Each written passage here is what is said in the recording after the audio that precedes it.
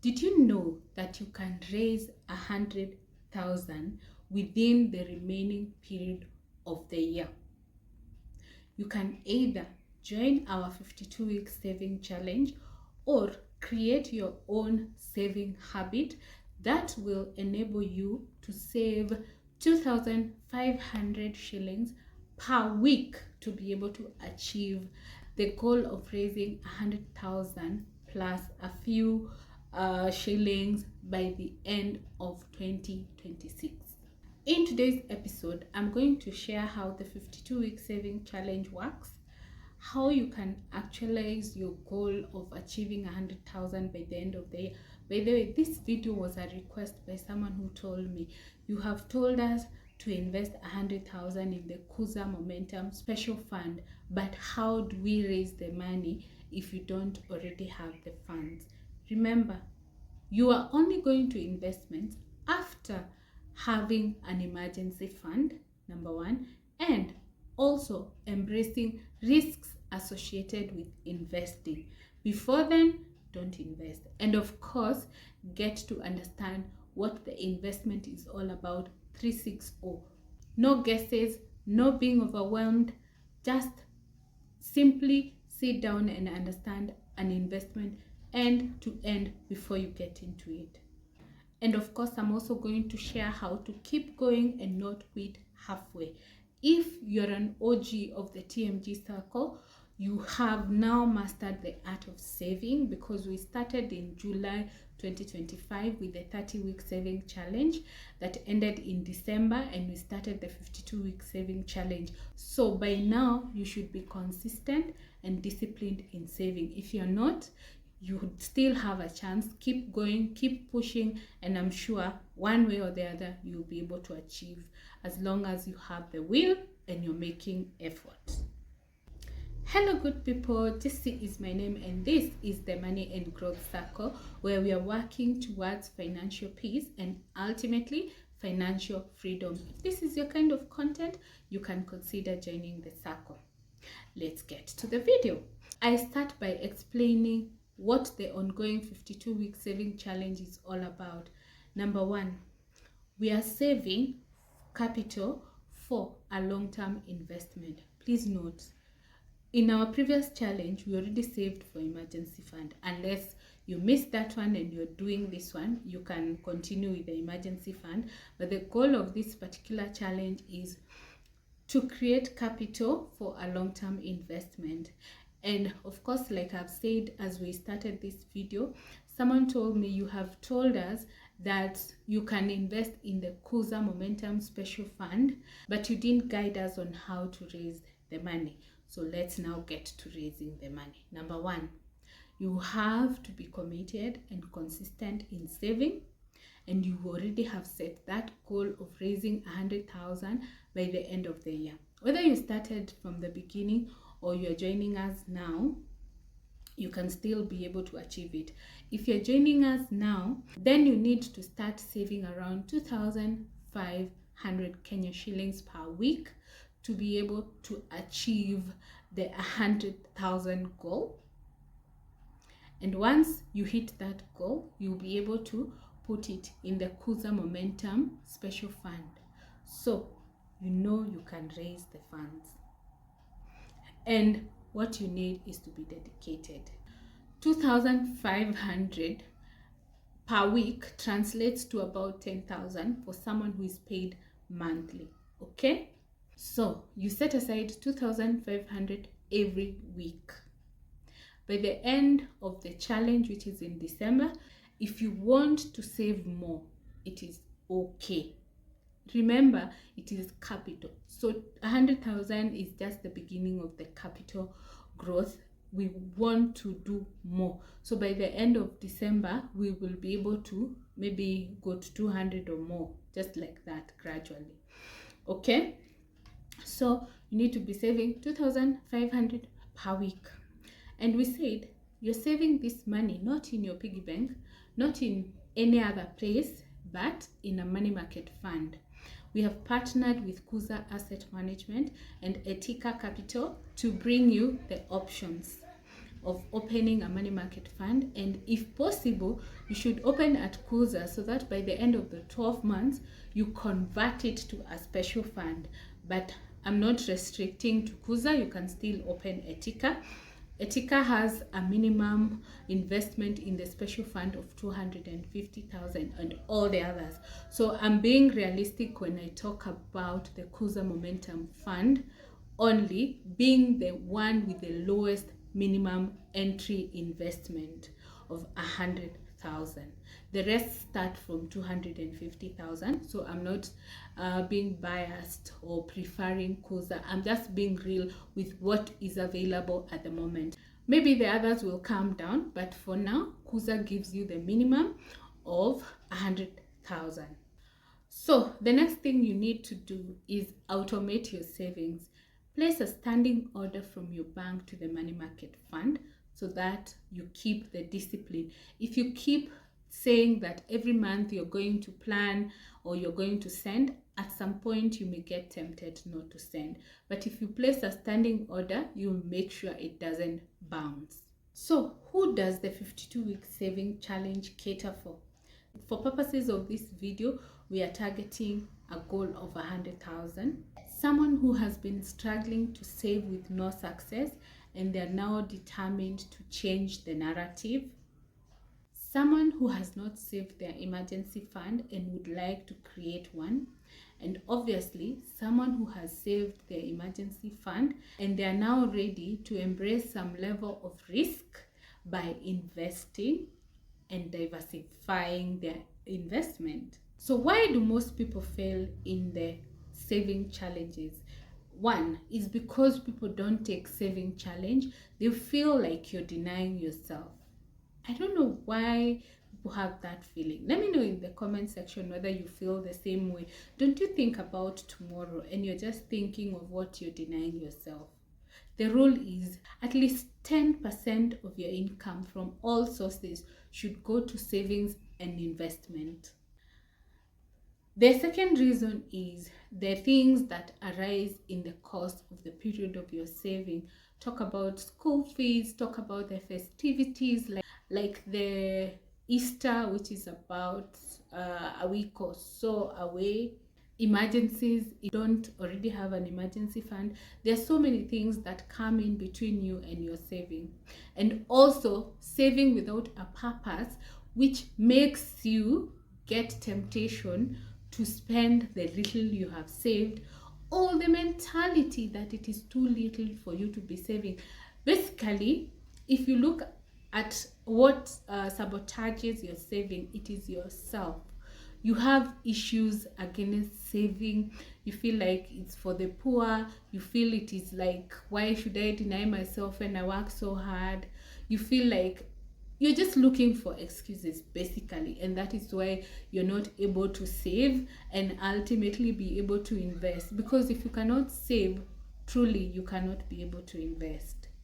You should always remember that when there is a saving challenge, it helps you to push yourself to save. It helps you to bring financial awareness. It helps you to become consistent, disciplined, and realize that you can actually put aside something every week, every month for your saving and investment. Remember, saving will never make you rich, investment will.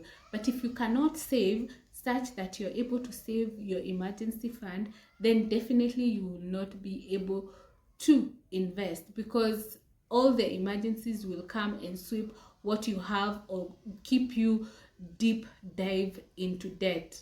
You will live in a way that you put away some money, it is taken by emergencies, by your normal expenses, by your impulse spending. So it's just creating a habit.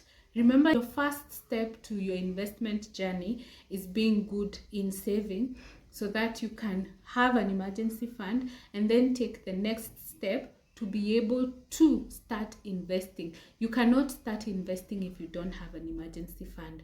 So start by saving your emergency fund, then start investing.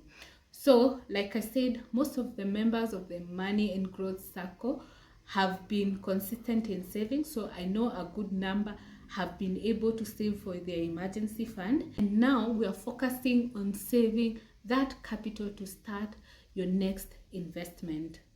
People have asked about the special funds and all the questions, and the truth is, if you want to start or get into any special fund, the minimum is 100,000, and the only provider with 100,000 currently is Kuza Momentum Special Fund. So don't worry if you don't have 250, at least people have heard a lot about Mansa X, Etika, and others, and sometimes you're feeling it's out of reach. You can start with 100, get somewhere, but if you have capacity, you can do more. But for the goal of this video is, let's first hit 100 on over and above the emergency fund saving. Then we start thinking of investing. Before then, we cannot think of investing. Honestly, if you don't have an emergency fund, don't think of investing. You're not yet there. So I would like to highlight a few things that make you struggle to save or fail as you attempt to save, that you should look out for and try and work on them. Number one, you start with a motivation, not a system. Saving is something you want to do over a period of time, so motivation will not keep you going, a system will. Especially at the beginning of the year, people have the hype of, it's a new year, I'm going to do something different, I'm going to start saving, I'm going to do this. So don't follow the hype, the motivation. Set proper systems that will help you achieve our goal of 100,000 and be able to invest in a special fund or maybe something else. It's not like a must when you hit 100,000 you put all the money in a special fund. You can diversify, but I was answering the question of how do we get to 100,000 to be able to invest as you're recommending. Number two, the saving plan becomes more expensive over time. Like, you can see the cost of living has been changing over time. So it is prejudicing your saving, because if the basics go up, whatever you are managing to set aside for your saving is now no longer possible. So that gives you another challenge to keep up, but you'd rather reduce the savings than not save at all. Number three, you don't separate your spending money with your saving money, such that you don't realize you are mixing issues and you end up spending. By the time you realize, you don't have anything left for saving. Perhaps you only have something little left for your daily expenses. So that's why I was saying, make sure you automate your savings so that the goal we are setting of 100,000 will be realistic and achievable. The next one, there is no specific goal attached to your saving. This I will not get tired of saying, because I say time and time again, if you don't have a purpose for why you're saving, don't save. It beats logic. But even if you have something small, start gradually. You can say, I'll start by saving for my emergency fund. I will now next go to saving for capital for an investment or a large item purchase. The other thing is, the income may be irregular. Sometimes you get more, sometimes you get less, but that is even easy to manage, because whenever you have higher, spare some so that you try and balance over time, or you can even save more at that time so that you catch up in case you're late or in case you missed a certain time that you didn't save. The next thing is that you don't track your progress, which is so bad, because you're hurting your goal at the end of the day. If you want to save 100,000 by the end of this year, and every month you need to have put 10,000, then it means you're not monitoring to ensure that you've hit that. But of course, if you have placed a standing order, then that is monitoring enough. The next thing is that trying to be perfect. Nobody is perfect. Some weeks you get temptation, some weeks you fail, some weeks you push yourself harder. But the key thing is to keep going, keep saving, make sure you don't miss a week so that you don't strain a subsequent week. Saving mistakes you need to avoid, even as we are working towards achieving this goal of 100,000. Don't be too aggressive. You might feel like I have said 2,500 per month and you decide to double to 5,000. If it is within your capacity, well and good. If you're straining, accumulate slowly. You never know. With time, you'll be able to delay gratification and be able to set aside more. Not automating your savings. I will never get tired of reminding you to place a standing order to your money market fund account so that you don't miss a month. Of the next thing is that you don't have an emergency fund, such that whenever something comes up, you're still going back to your fund which you're saving for a specific goal to cater for your emergency. Don't mix your spending money with your savings. Automate your savings so that you don't even get to interact with them. If you don't interact with the taxman's money, why do you want to interact with your savings? Automate your savings too. Ignoring small leaks like having impulse buying, unplanned spending, big expenses, and all those things. Not adjusting to the plan. You commit to saving a certain amount, but you don't adjust your budget to accommodate that saving. That will not work. But you need to make the necessary adjustments. That way you will be able to keep saving. Yeah, so let me know your saving goal for the 52-week saving challenge, or you're going to push yourself to hit this 100,000 so that you put your investment either in the special fund or in other investment. We are not restricting. A special fund is just a suggestion, and like I shared in my immediate previous video, you can make even more than 20% return. The reason I suggested a special fund is it's like a middle ground of balanced growth and professionally managed fund. Okay, so we can review other investment ideas as we go along so that we see, do we want to go to the special funds or do we want to do other things? So it's not that it's cast on stone that we are saving to invest in a special fund, but that is just one of the suggestions. Okay, yeah. And by the way, in my immediate previous video, I've shared 3 options that you can invest in. One is ABSA Gold ETF, and then we have the special funds, of course, and then the shares. So we're not restricting the 100,000 to exclusively the special fund. We can evaluate other options. For now, the goal is to at least hit the 100,000 saving mark.